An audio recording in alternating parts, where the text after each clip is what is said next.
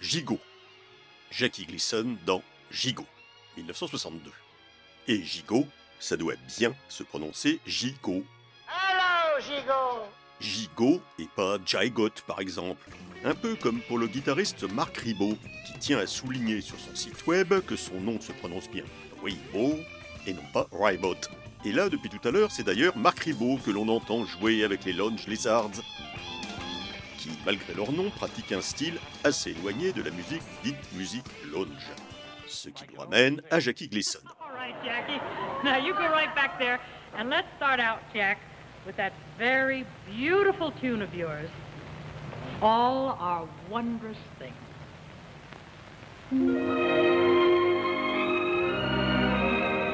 Parce que lui, c'était son truc à Jackie Gleason, la musique lounge.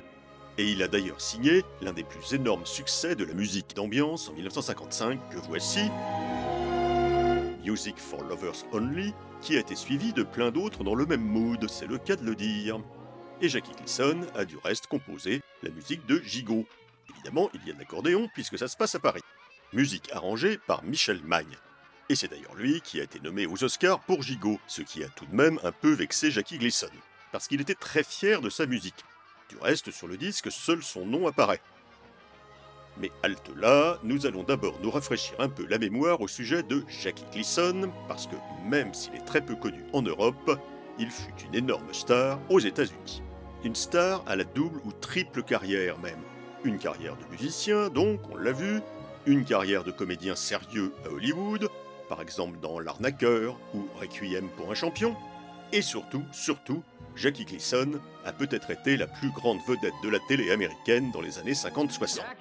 D'ailleurs, c'est un épisode de sa sitcom The Honeymooners, à notre connaissance inédite en France et en Allemagne, que l'on voit à la télé dans Retour vers le futur, accomplissant l'exploit de déchirer d'un coup 2 continuums spatio-temporels, puisque l'épisode de The Honeymooners que l'on voit dans le poste, là, a en réalité été diffusé le 31 décembre 1955 sur la chaîne CBS, alors que l'action de Retour vers le futur se déroule presque 2 mois avant, précisément le 5 novembre de cette même année. Mais vous allez dire qu'on pinaille et qu'on s'éloigne de notre Gigot, on y revient donc. Aux États-Unis, Gigot s'appelait Gigot, tout simplement. Mais en France, c'était Gigot, le clochard de Belleville. Et curieusement, en Allemagne, Gigot, der Stumme vom Montmartre. Gigot, le muet de Montmartre. Alors oui, d'accord, Montmartre, c'est en effet en hauteur aussi, mais c'est bien à Belleville que se déroule l'action. Plus exactement, du côté de la rue Piat, de la rue des Envierges et surtout de la rue Villain, et son fameux escalier particulièrement photogénique que l'on avait vu dans de nombreux autres films, ne serait-ce que Le Ballon Rouge d'Albert Lamoris, Sous le ciel de Paris de Julien Duvivier, Orphée de Jean Cocteau, Un acte d'amour d'Anatole Litvak, ou encore Rafle sur la ville de Pierre Chenal. Voilà. C'est là. Le 47. Mais la rue telle qu'on la connaissait et son escalier ont maintenant disparu. À la place se trouve le parc de Belleville. Toutefois, personne n'a oublié la rue Villain d'antan, puisque c'est là que Georges Perec a passé son enfance dans les années 30 et il y a consacré de nombreux écrits. Mais à dire vrai, la majeure partie de Gigot a été tournée au studio de Boulogne. Et en plus, grâce à la magie du cinéma, on parvient à sauter en 1 minute des escaliers de la rue Villain au bord de l'Oise à Conflans-Sainte-Honorine, à 30 km de là. Mais tout cela, pour le public américain, ça reste Paris. Ah, Paris. Et pour faire encore plus parisien, à part Jackie Gleason et la petite Diane Gardner, tous les comédiens du film sont des comédiens français. Mais ils parlent tous anglais. I cannot permit you to start your meal without at first offering you an aperitif to excite the appetite. Anglais, en prenant bien soin de conserver leur accent typique. It is possible that Gigot doesn't drink, Jean. Et du coup, on a l'impression dans Gigot d'être entouré de dizaines d'inspecteurs Clouseau, ou plutôt de dizaines de Pépé Le Pew. Vous vous souvenez de Pépé Le Pew, ce putois à l'accent français un peu entreprenant, qui fut le héros d'une vingtaine de dessins animés dans les années 50. Ah, my darling, how beautiful you are. Toujours est-il qu'on retrouve au générique de Gigot Jean Lefebvre, Albert Rémy, Jacques Marin, René Havard, Albert Dinan, Jacques Harry, Catherine Catte, Germaine Delbas, Gabriel Dorzia, et on voit même brièvement Paul Prébois et Jacques Prébois. Et aussi Franck Villard, qui a tourné plusieurs films en vedette au début de sa carrière, mais dont on ne se souvient plus maintenant que parce qu'il a joué le beau brun avec des petites bacchantes, grand, l'air con, dans Le Cave se rebiffe. Un beau brun, avec des petites bacchantes, grand, l'air con. Et reconnaissons-le, cette description colle plutôt bien à son personnage dans Gigot. Mais il y a un autre comédien à moustache qui joue un rôle important dans le film. Vous avez déjà dû le remarquer dans les images qui précèdent. Le chat Rhubarbe, qui a une grosse filmographie à son actif. Citons juste le film Rhubarbe lui-même, d'abord, avec Rémy Land, où il a fait ses débuts. L'homme qui rétrécit. Batman, dans le rôle du copain de Catwoman. Alfred Hitchcock présente. Et surtout, Diamant sur canapé, en compagnie d'Audrey Hepburn. Et encore, The Comedy of Terrors, de Jacques Tourneur, où il jouait le rôle de Cléopâtre, aux côtés de Peter Lorre, Vincent Price, Basil Rathbone et Boris Karloff. Enfin, est-on vraiment certain que c'est réellement Rhubarbe que l'on voit dans Gigot? Ce n'est pas si évident, parce que comme les chats ont de notoriété publique plusieurs vies, il paraissait normal à son dresseur, et surtout prudent, d'avoir plusieurs rhubarbes sous la main pendant les prises de vue. Et on n'est pas très sûr que Rhubarbe, pas plus que les rhubarbes de rechange, ait vraiment apprécié la loge qu'on leur réservait sur les tournages.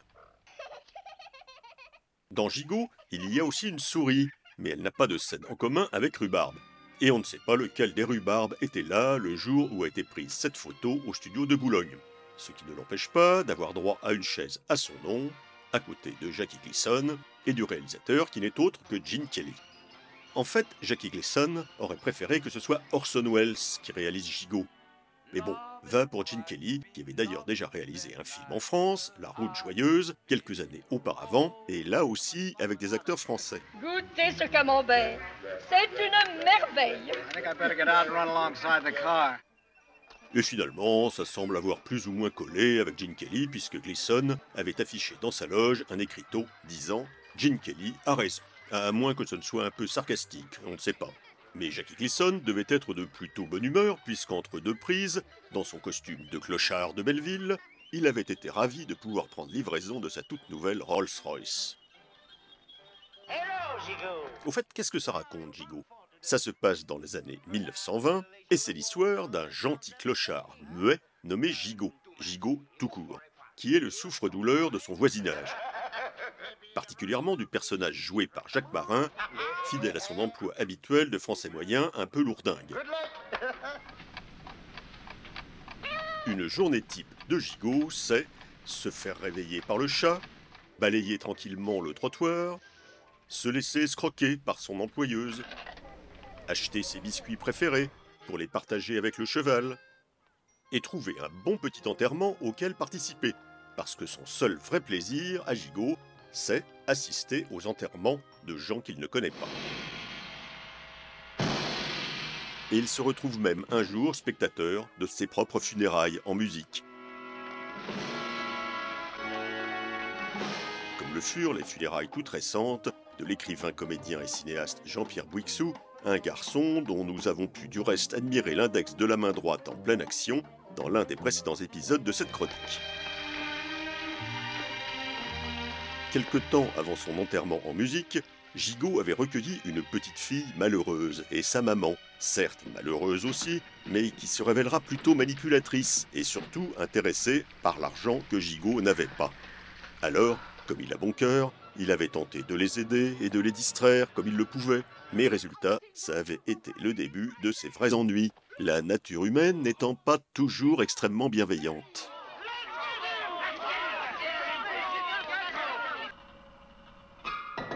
Comme le film raconte une histoire finalement plutôt triste, mais avec plein de moments censément très amusants, tout au moins c'est ce que pensait Jackie Gleason donc, avait espéré que son Gigot, dont il était personnellement à l'origine, idée, histoire et tout, allait un peu devenir l'équivalent de The Kid de Charlie Chaplin, et conduire ainsi sa carrière vers un autre niveau de respectabilité.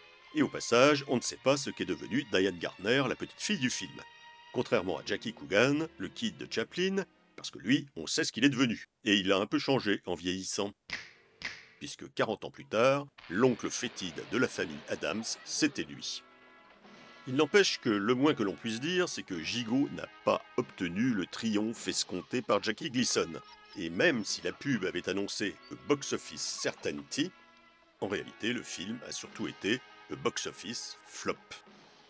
Et Gigot s'est immédiatement retrouvé au cimetière des films oubliés. Ou presque.